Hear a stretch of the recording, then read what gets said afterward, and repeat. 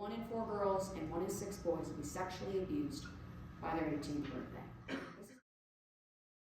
This is going on around the world. 42 million survivors in America alone of childhood sexual abuse. And it's a sad reality, yet we live in a society that sweeps it under the rug, acts like it's not going on. But every single one of you in this room knows somebody that this has happened to, and I know there are people in this room that can relate exactly to what I am sharing. Standing there locking the door was that uncle of hers once again. Now I'm hearing Ashley trying to get in, but she can't because the door's locked. He's calling me over to the bed. I'm terrified. He's lifting me up. I'm now kicking, fighting, screaming with this guy. And to spare you the details, he went on to rape me. I can tell you the color shirt he wore, the shoes I wore that day, the toys that were on the floor. And the last thing he told me, keep this a secret. If you don't, I will burn your house down with the whole family inside. Well, I'm only being taught by a police officer, stranger danger. You don't talk to the stranger, you don't go look for the lost puppy. No one is educating me on personal body safety, safe and unsafe touch, safe and unsafe secrets. If this is happening to you, you will be believed. That was the message I wasn't getting. The only education I was getting was coming from this monster. Taking pictures of me naked. I still to this day don't know if those ended up in a landfill or if they're still sitting in his apartment because this man was never prosecuted.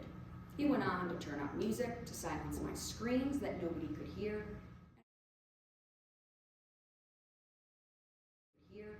And once again, rape me. I can tell you the White Sox shirt he wore that day, the basketball hat he had in his room, the handcuffs he used to cuff me to the bed so I couldn't escape. I don't tell you these details to look for sympathy. I tell you these details to make you understand these monsters exist everywhere. Parents don't talk to their kids about sexual abuse prevention. They don't teach them if you're being sexually abused. You tell me, don't keep this a secret. So the kids that are being abused are only going to listen to their perpetrators because they're being threatened. And so I went to my state legislator and said, I want to get legislation passed requiring teaching kids personal body safety education, giving them the voice that I never had as a child. My state senator said, oh, Erin, I totally agree with you. We need to talk to kids about this. This will never pass. They will not talk to kids about this in school. Yeah, right. And I said, that's the attitude that needs to change.